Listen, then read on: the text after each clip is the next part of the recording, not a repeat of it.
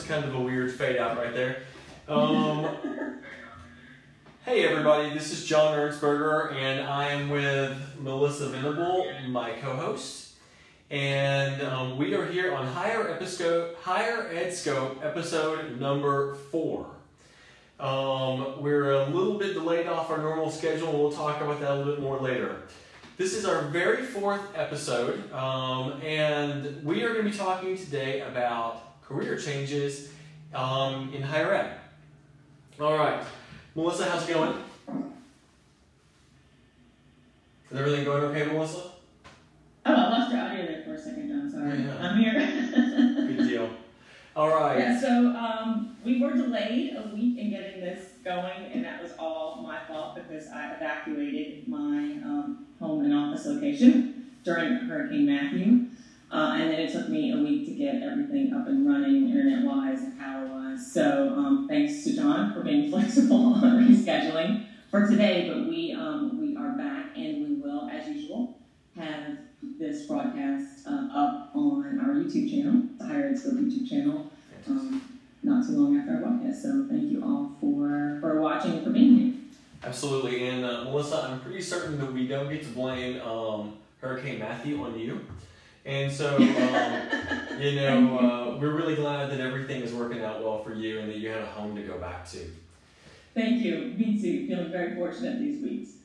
If you're signing on for the first time, or if you're watching this later on the YouTube channel, don't forget to go to us on Twitter. We are at HigherEdScope, and follow us on Twitter or on Periscope. We are also the same handle, so you can follow us on Periscope and watch all of these views. Hey Skinny Pin, thanks for joining us today.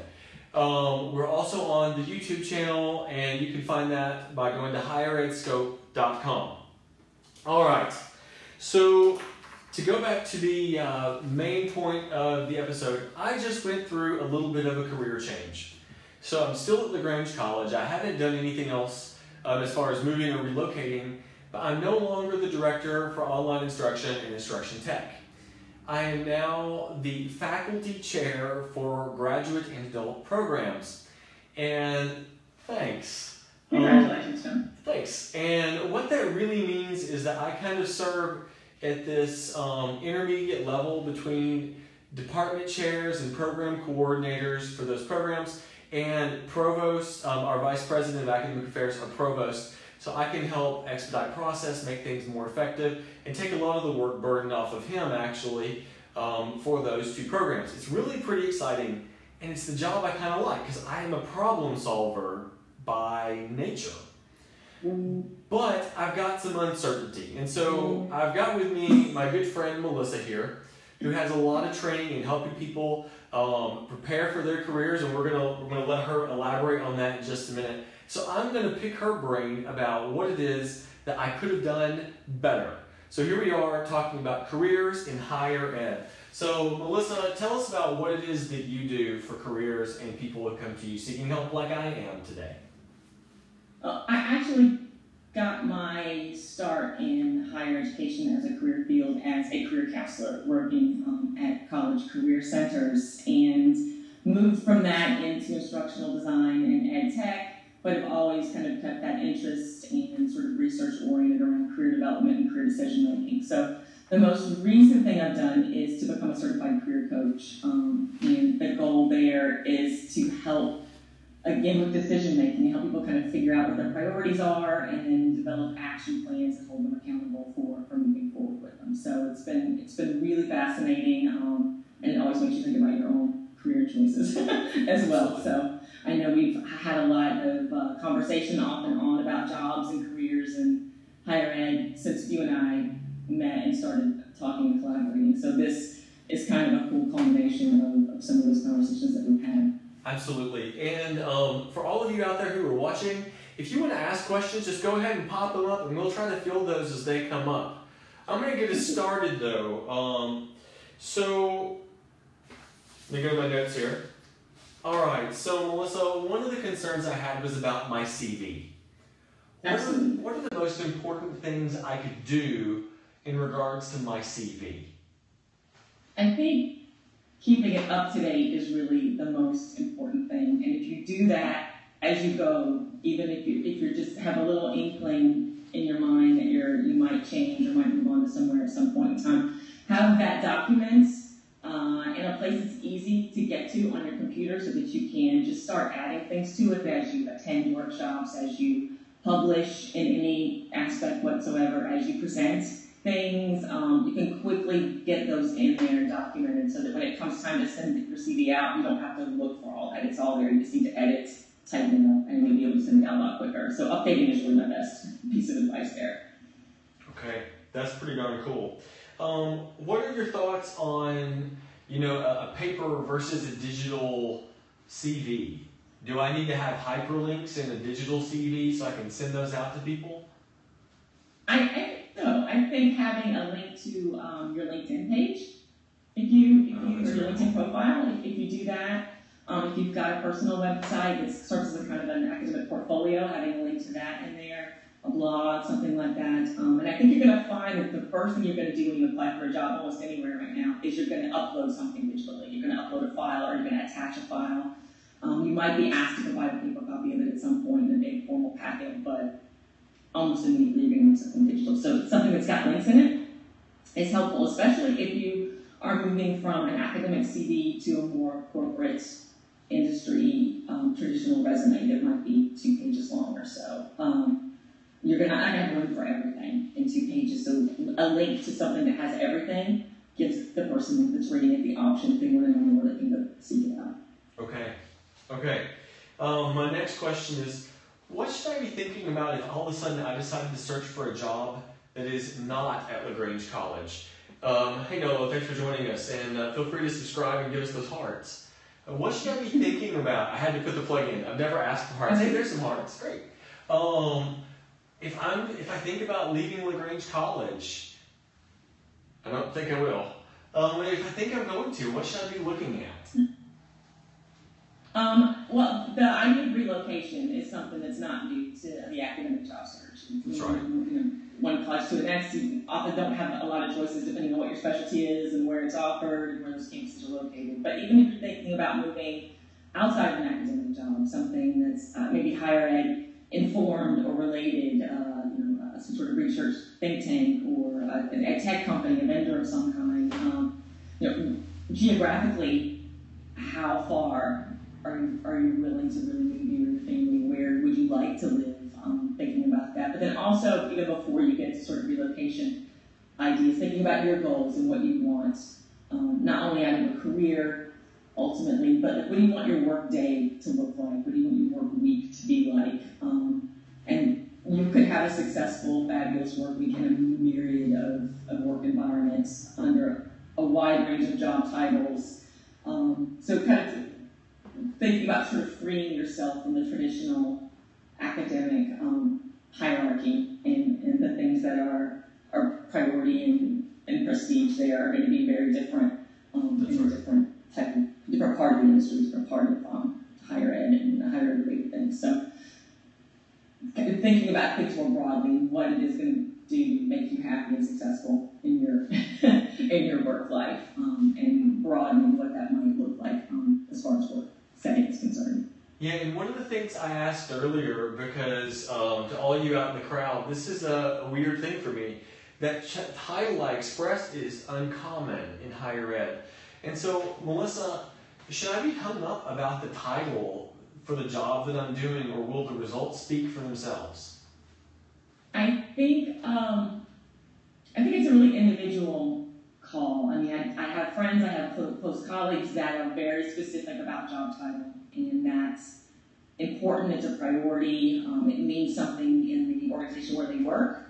And so, if that's the case, then that's something you need to be aware of. If you don't mind having kind of a rogue job title, or one that doesn't have the word director or professor or sure. Coordinator, whatever the lingo is, if you can free yourself up to something completely different or no job title at all, but work assignments and projects that are really fulfilling and help you to achieve what you want to achieve in your profession, don't worry about it. There's a lot of great work out there. And you and I discussed before in our rehearsal for this that I haven't had really a job title in years. years. The organization I work for, my job changes fairly frequently, and we often sort of negotiate what it's going to be when it comes time to print up business cards or something like that. So how should we describe what I do now? And it's changed. Sure. It's not something I'm terribly tied to. So you might end up exploring some things you wouldn't have otherwise if you lose the job titleization. Okay. Hey, thanks. That's really wonderful advice, and that means a lot to me. My third question is, so I am transitioning from one job to another at the same institution. How in the world do I extract myself from all those other responsibilities? Like, how do I go about doing this? Because for 4 years now, I have been the online instruction director at LaGrange College, and now all of a sudden I'm not. How do I create that division that's comfortable and easy? Is there an easy way to even do that? I'd like to think that there's an easy way, and I think a lot of it depends on the people involved and the coordination of how the position that you're leaving is being filled and by whom, and how all of that works. But I think in any situation, communication is really going to be important in what your expectations are for the transition and being able to voice those, having the people that are involved, your new supervisor, your prior supervisor, what are their expectations for how it's going to work, and perhaps you end up proposing in writing what the extraction looks like from one thing and how you begin to sort of transition into the new, so that everyone's agreed on something and there's a place you can go back to when things start to go off track. Remember what we discussed? That by November 1st, we're going to hand off this piece. Well, November 1st coming up next week, and we need to make sure that happens so that you've got that sort of timeline to work on. But it would take proposing something really formally at the beginning, I think. This is really professional discussions that you're having. You need to be diplomatic, and that's almost a whole skill set in itself, and really kind of have these conversations. But the more practice you get, the better you get to. And for all of you who are watching, I'm a mathematician. Diplomacy and subtlety are not exactly in the skill set. Okay.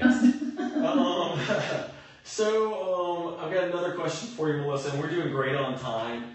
So this is one that is really hard for me. How do I budget time to learn to do this new job better while I'm learning to do the new job? Because, you take this new job, all these responsibilities get slammed onto your desk, and all of a sudden, I don't know how to do them. So how do I start budgeting that time wisely? Yeah, you actually gave me this question in advance, which was helpful. Thank you. You're welcome. And so I was able to come up with 3 sort of strategies that, when I thought back through the jobs I've had where I've had to do this as well, it's like what really helped and what didn't. The first thing is scheduling time for yourself. First thing in the morning, very end of the day before you're going to leave, and say, okay, what are the reasonable tasks that I need to make sure happen in this day, and what's undone or what needs to happen tomorrow. My second suggestion, I think is maybe my favorite one, and the one I would really go to here, is to set up an actual meeting time with your new supervisor, and that might be weekly. When you get started, it might be twice a week, that first 2 weeks. And do that for a month. Agree with that person. You're going to set up these sort of check-in meetings for the course of a month that are just daily, weekly kind of Q&A where you can ask anything. Like, I really don't understand what's going on in this document that you gave me, or I had this weird conversation with somebody in another department today, and they seemed to know what I was talking about, but I wasn't sure what they were talking about. So that you can sort of work through the frustration of trying to figure out all the new stuff. And then at the end of that month of these check-in meetings, you can decide, do we still need these?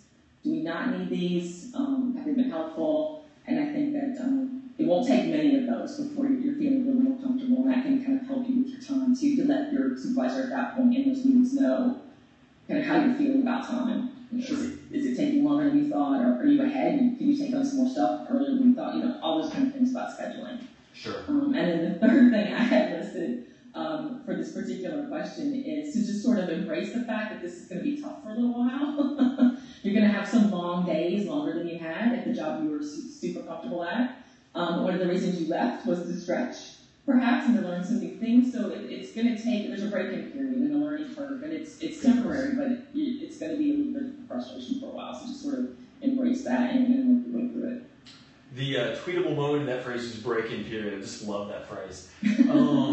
So you mentioned it, there are going to be some long days. So for people like, I mean, everybody in academia has all these other commitments. For some of us, it's family. For some of us, it's, additional things that we're going out and learning and doing. Some of it's civic activity.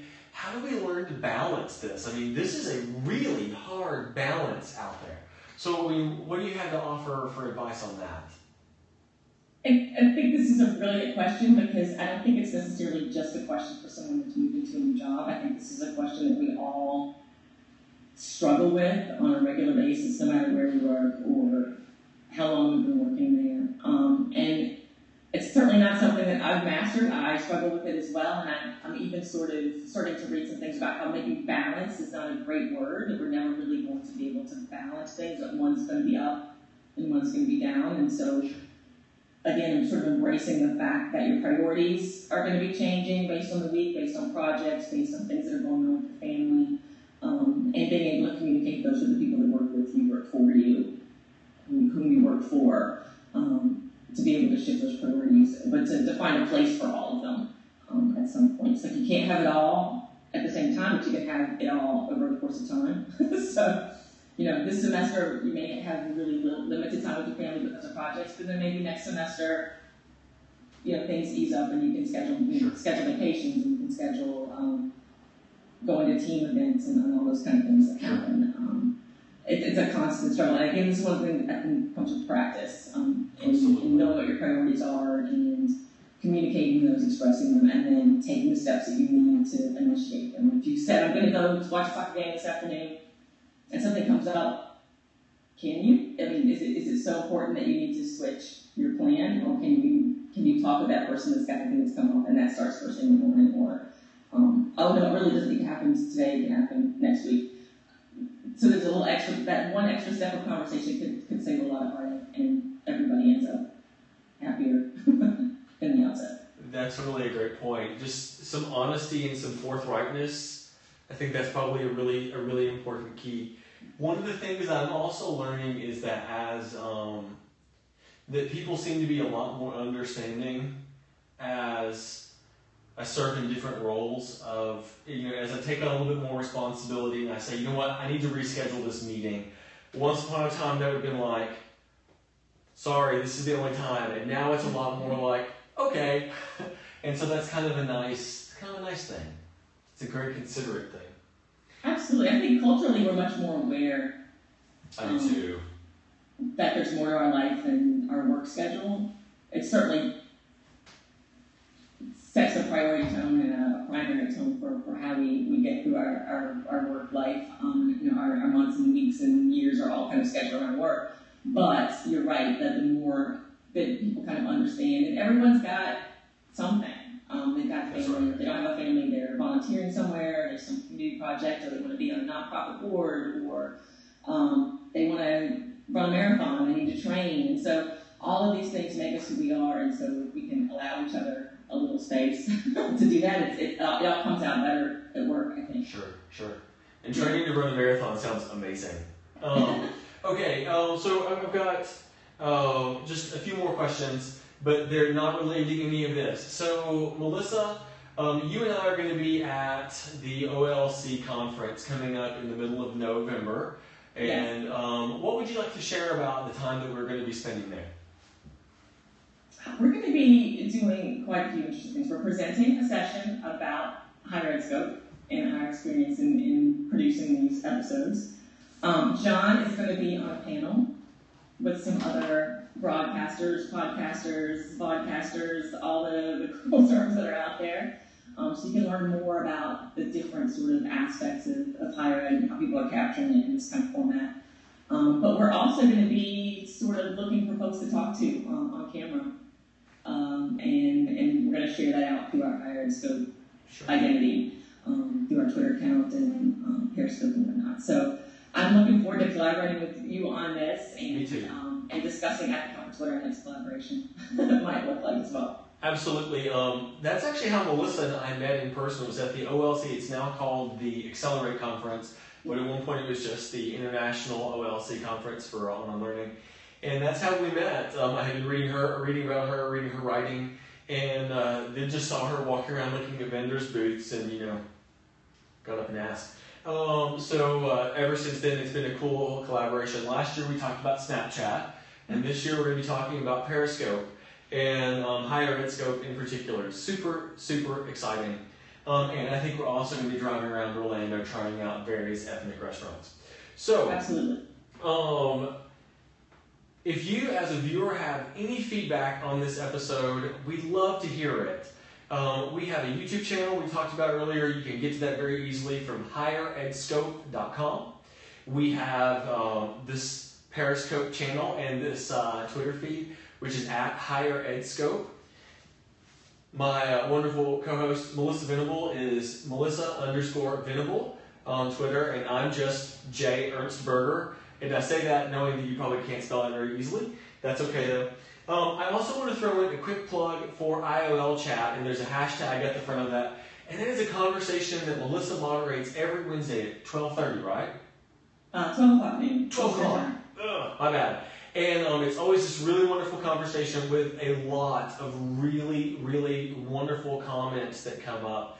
It is a fantastic discussion. When I get to be a part of it, I don't always get to be, but there are always conversation threads that erupt out of it that no one ever expects. It's totally enjoyable. Hey, Eric, thanks for joining us. Melissa, is there anything else that you'd like to add for today's episode? I think we're kind of closing up on our time here. What else would you like to share with us?